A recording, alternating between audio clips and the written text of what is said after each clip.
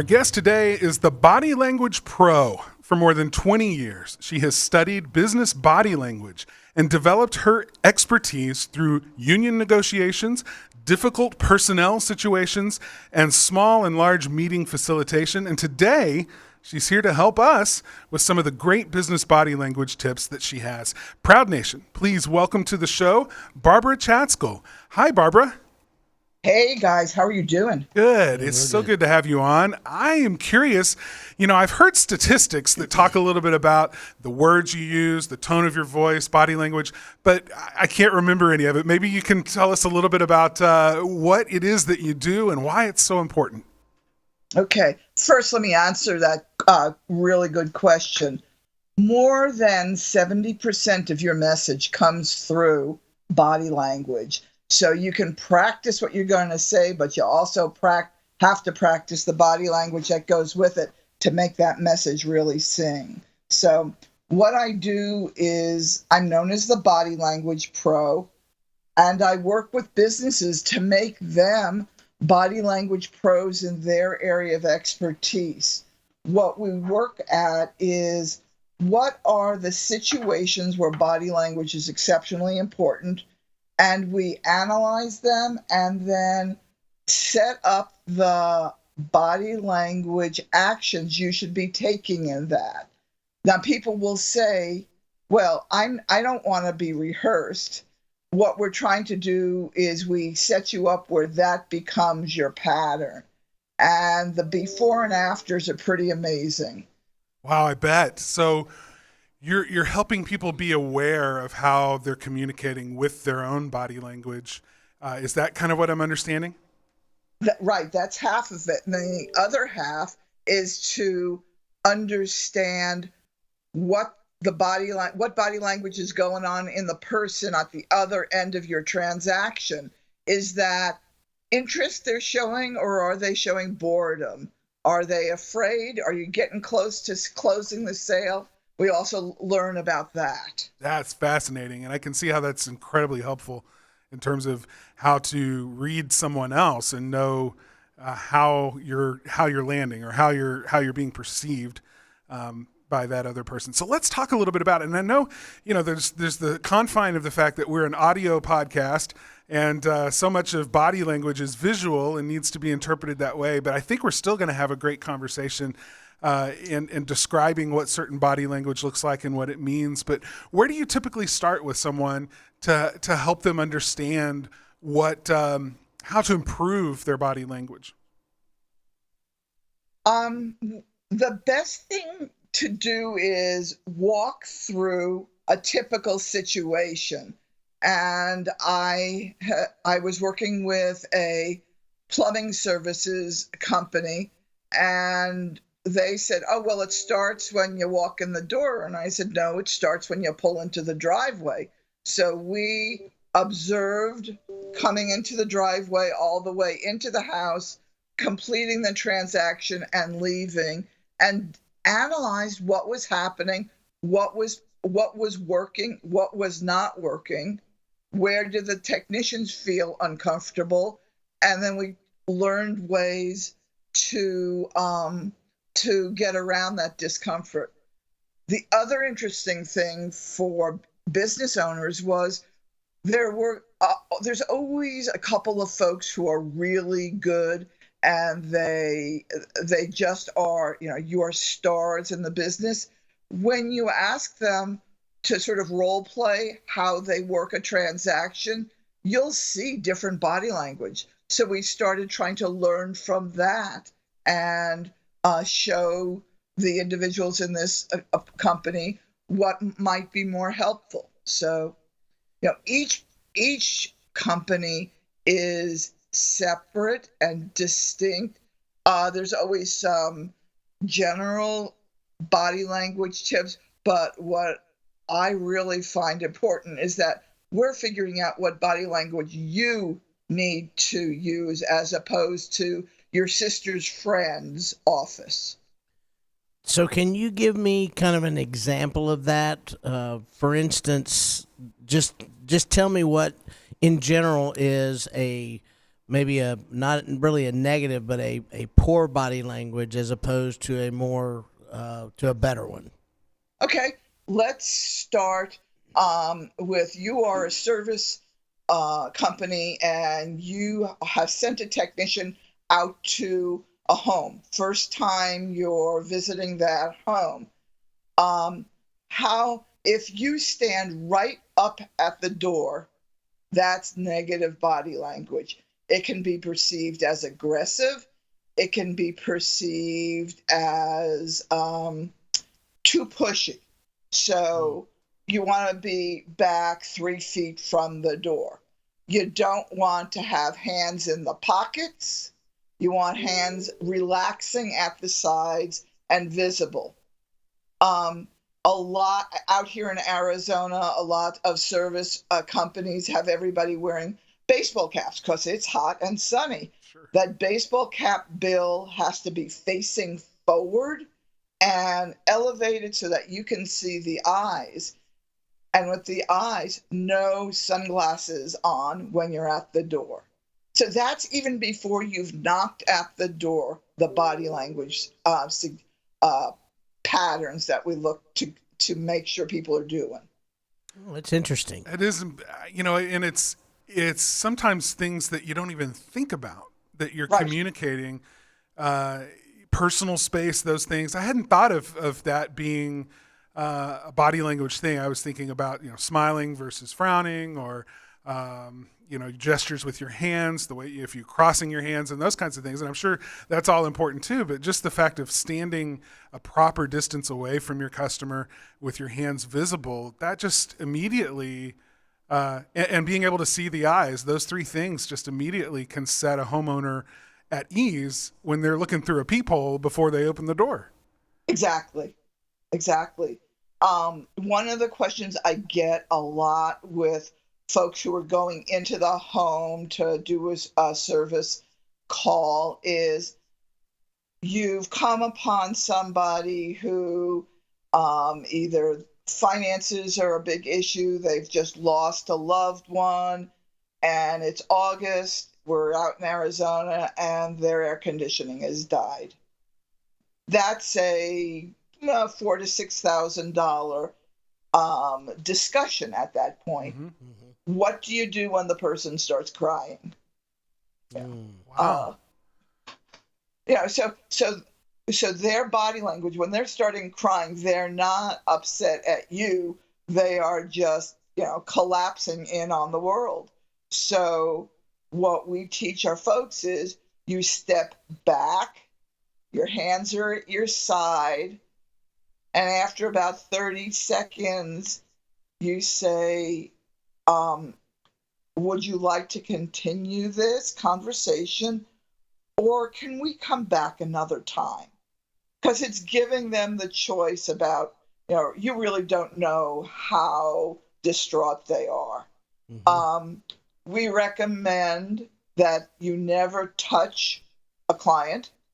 If somebody is really upset sometimes, I'm a hugger. I will go up and hug people. Yeah, you don't do that.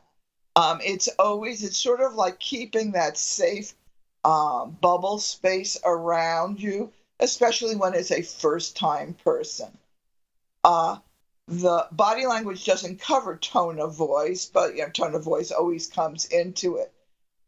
So if I were to walk you through a knocked at the door to leaving the house, we would spend 25 minutes talking about all of the body language that you're displaying. Where do you put your hands? Where are your feet pointing? Do you ever cross your arms? When can you frown? Those kinds of things, because your body is sending out hundreds of signals every moment. And the brain of the person who's perceiving you is reading all of that and interpreting it in various ways. Definitely. I'm curious, Barbara, because it sounds like, if you're going through that kind of detail about, right down to the way that their feet are pointed, I'm wondering if people that you work with might get absolutely in their head and locked up about, exactly what their performance is looking like and whether they're getting it right. Maybe they're becoming self-conscious of their own behavior, their own body language. Is this something that as you teach it and they practice it, does it get easier over time and more natural? Yes, it really does become a habit. And we really start with 3 or 4 things that we say, you're doing this well, keep doing this. And 3 or 4 things about, you crossed your arms. And sometimes when you cross your arms, people can think that you disagree or you're defensive. If you're trying to figure out what to do with your arms, you can cross one arm over your body, but the other one should be, just hanging free kind of thing. Yeah, if I gave you 30 different things to do, and oh, by the way, you need to repair this this electrical problem. I want a good electrician first. Right. Well, that makes sense. So do you ever work with owners and their body language? Because I know that, from my guys have told me, well, you say you're not mad, but everything about you has just told me you're really mad. So do you work with owners to really Yes. try to help them and to reframe things for body language? Yeah, I mean, I really love what you say in your book about culture. The culture really starts with the owner, and quite often the owner is unconscious about what their body language is saying, or their daddy did it that way, and they never realized it was sending a mixed message. So with owners, we tend to work one-on-one, and we'll work in 30-minute sessions because, once again, the new information comes running out of your ears if you get too much at one time. Right. But it is reinforcing it. That's great. If someone, how do you know whether or not someone is capable of being coached in body language, or whether they're just going to be stubborn and do it the way they've always done it? I mean, do you encounter people that, especially when you're working with a business and all of the employees, because you're right, every business is different. Some businesses are going to be very open to this, and others you may encounter employees who just think it's a bunch of hogwash and they don't have any interest in trying to improve. What do you do when you encounter somebody that's just simply not being aware or choosing to think about or improve their body language? Well, in a group situation where there are a number of employees, it's pretty easy because they're going to, whether or not they want to, pick up some of the behaviors of their peers. If they notice everybody has their baseball cap on straight front and they've been wearing a bill to the back, they're gonna pick that stuff up, and they might say, I'm not doing it because of what you said, but I decided to do it that way. Even if you disagree, you've listened to it, and your brain, every time it's getting ready to do something, makes a choice. Oh, should I do this or this? And at some point, your brain is going to say, oh, this one is much better than what we've been doing. I'm going to change over. So, yeah. In a lot of instances, body language changes immediately affect performance and the bottom line. So you don't have to accept the information, but you have to accept the consequences of not using that information. Yeah, and I would think it makes really good sense to know a little bit about body language, not only for what you're doing, but when you are in front of a homeowner and you're having to communicate.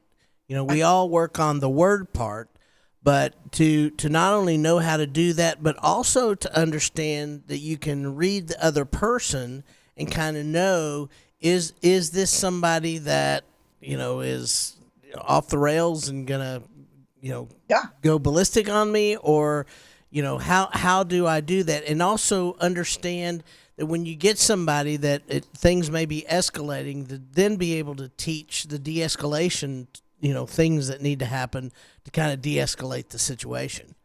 Exactly. When I work with first responders, what we're trying to do is teach them how to be safe, which means you must understand what's going on with the body language of the person approaching you or in front of you. Wow. That's fascinating. Let me just tell a story real quick. This was years ago. I had a plumber in our house that was giving us an estimate for changing out a water heater in our basement. It's a little bit tricky to get the water heater in and out of this basement area. And he was trying to explain what needed to happen and how much it was and what the cost of it was. And so we sat down at the kitchen table, and the whole time he's kind of like at an angle, sitting on the chair at an angle, and we're looking at the piece of paper I think it was a piece of paper that had all of the breakdown of the cost and labor and parts and everything involved. But the whole time his leg was just bouncing. I mean, how that nervous habit that some people have, they just keep their leg bouncing the whole time. And the entire time he was talking to me or listening to me or I was asking questions, his leg was just bouncing. And it made me so nervous that maybe this guy wasn't telling me the truth. I couldn't even figure out what it was that bothered me about what this guy was doing. He didn't feel like he was telling me the truth, or he was trying to hide something, or he was in a hurry to get out of here and just needed to close me and make the sale so he could move on. It was just this nervous energy that he had that absolutely set me at unease. And I ended up going with a different company as a result. Exactly. That's the sort of thing you're talking about, right? Just awareness of how your own body language is being perceived by others, especially in a sales situation. And that's what I want to talk about with you. Talk about how body language, understanding your customer's body language in a sales situation, that's a key. I mean, that can change the way that you're approaching a sale, to know how to respond to someone by reading their body language. What are some typical body language things that you see in customers when you're having that sales conversation? Typically, I try not to talk about the difference between men and women, but with men, they will sort of stand there in the Superman pose, their legs apart and their hands on their hips, flaring out, and sort of a scowly look. And what they're really trying to tell you is, this is my home. I'm in charge. I'm making the decisions. It has nothing. So are they willing to go through the sales process with you?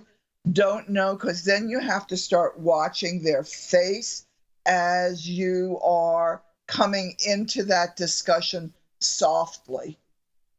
The other important thing that I find is, you may be talking to the guy, but it's the woman who is the final decision maker. Mm-hmm. It may, she may have it may be the checking accounts in her name, whatever, but understand who the alpha person is in this negotiation, because if you miss it, you won't make that sale.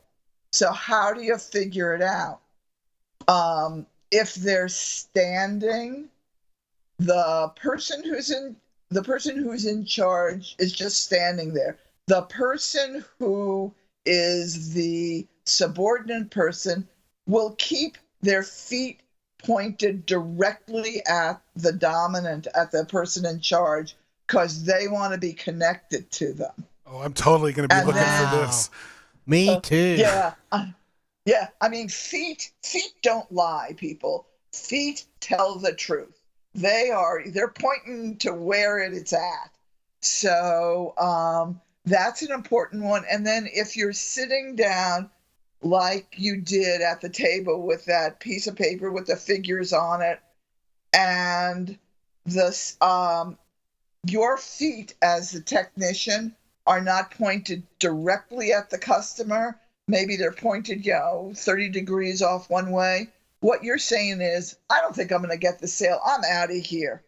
So what you have to do is have your feet like a magnet following that customer and making sure what that says when your feet are pointing to them is, I really am invested in what's going on right here, right now. You're the most important thing.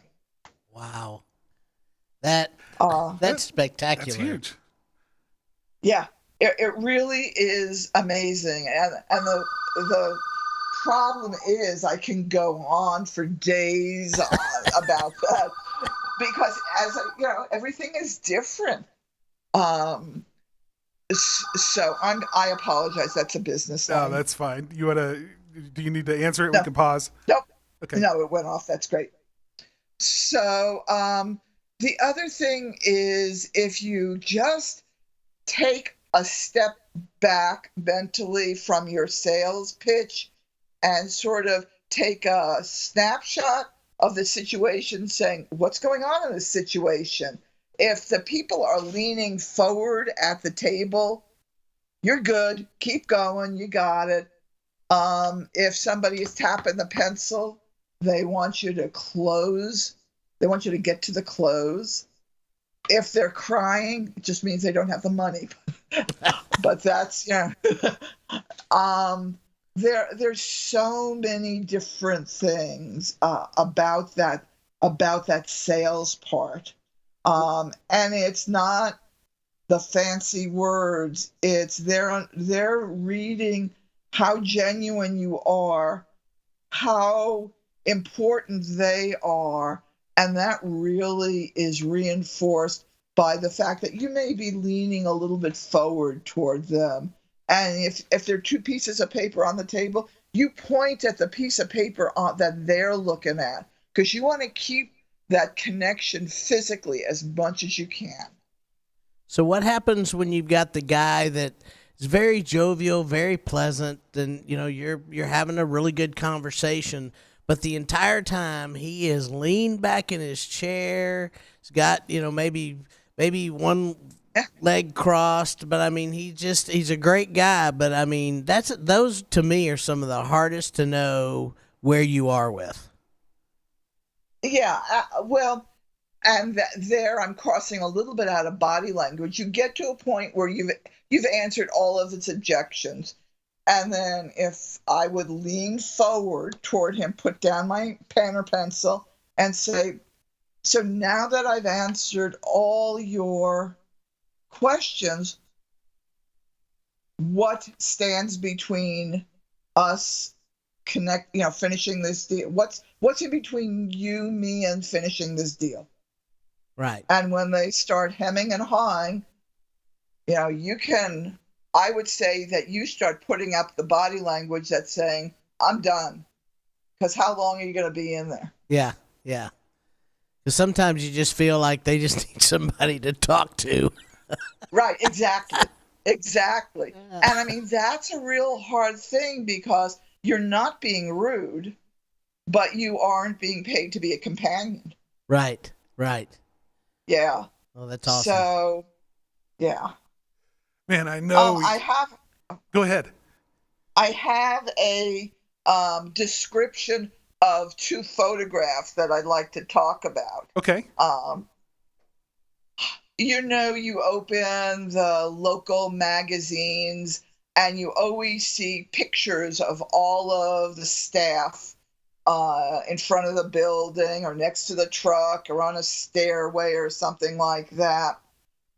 I was working with an organization and they were real proud of their new picture. The problem is each one of the people was standing in the fig leaf position.